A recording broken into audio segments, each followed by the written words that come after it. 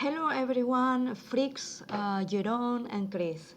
Uh, my name is Karen. Well, I'm sure you know already my name. I'm really looking forward to meeting you on Thursday, but I thought that I would make a video recording how the app that I built on React Native works.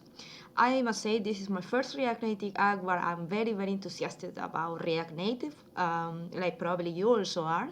And I wanted to show you some of the main features that I have built with the app and what it does. So let's go for it. So as you can see here on the screen, this is the front end code. Basically, what the app does is that it will show you after you log in. So it has the authentication here, so you need to be logged in. The user will want to, with this app, find interesting text news.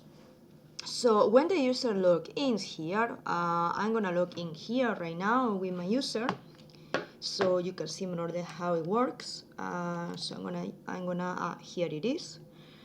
I'm gonna use the password that I have set up, and when you click on login, it will fetch text news. So these are text news that I'm fetching from an external API, and well, focusing on what the user would want is to here are interesting text news and a text enthusiast, and I would like to read text news after a long day at work, but I also want to save the news that I am not finished with yet.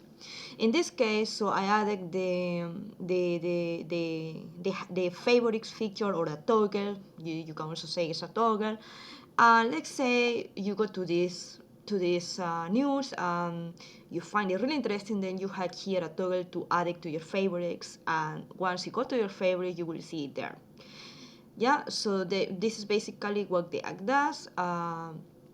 So well, I'm already looking, but I can go back with the cursor and say okay. I'm a little bit bored. I want to rig another one. Oh, I also find this very interesting. I'm gonna save it. So the act is pretty simple. Yeah, it does something that I learned it with this several things, many things, and this is what it does in the front end. So I want to show you first how the app looks like. So the first thing that I want to show you is the code with the API. So basically, I'm using Redux for state management. As you can see here, I'm using, so what I'm doing here is to fetch from this external API, newsapi.org, I'm fetching text news. I think it was specifically it was a specific niche of text, and then I'm using my API, my API key, and this is managed with readers, yeah, in this file. And also managing here the favorites. I'm also managing the authentication. So, but I'm also, is we want to go to, I want to show you this is in the part of Redux, this is what I'm doing. And then here in the news, I am obviously dispatching the action, yeah, with the use dispatch and use selector, updating the state, grabbing the data with the use selector, and updating the state, which, as I say, is specified in Redux. So in this case, I'm using Redux for this, and this is how I'm managing the state. So when you in here, I'm using the flag list component that comes from React Native, and it just fetches a nice list of articles. But I also created a card component for a better UI UX experience of the user, where I am using different scenes to make it a bit nicer to the eye. As you can see, yeah, it has some basic styling, and using vector expo vector icons, because I run this app with vector. So I found a nice way to use the material icons, and things like touchable opacity, which we will be helping with buttons, with yeah. So basically, I wrap the whole thing with touchable opacity and make it scrollable, and using material icons. And for example, here in the icons, it's fake, it's true. Then I render favorite. If not, if it's not added, if it's not clicked yet, then I just add the border of the heart shape. So now, talking about the authentication, the authentication is here in the login page, for example. Well, in the register page. Let's start with the register page. So basically, here in this code, I am using Formic. Formic is an external library for forms, and it works perfectly with React Native. So I found it really useful because it provides validation for registering and for signing up, so that we will require a valid email address of a minimum of 5 characters password in this case. So it's very handy, and Formic is an effective way of building forms with React Native. And providing also validation. So this is the register part, and basically the login is similar. Here in the login, also use Formic. I use some styling as well, as you can see. Yeah, basically the logic is that when you are logging, you would go to you will be inside the app, which allows you to see the news. Otherwise, you would go to the register page if you're not logged in. And for that, I'm going to explain later on, but for that, you will need to be a registered user in the backend. So basically, this is it with the login and the sign up. So if you register, you will be required to provide an email, a password, and you would basically go into the text news, or you would create an account by clicking on hack an account. It will ask you, and it will take you to the login screen. So, and then well, I'm gonna briefly show you the backend, which I'm running here.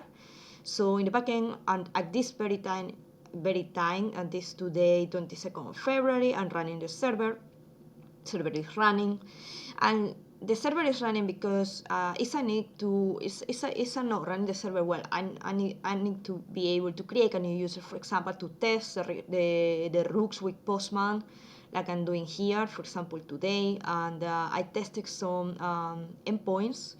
In this case, a post request, or if a user wants to sign out or to log in, I also can do it here in the Postman tool. And this is basically more or less how it works in the front end. The authentication part here is done with MongoDB, Mongoose, and basic authentication routers, for example, validation. Is also here minimum 5 characters.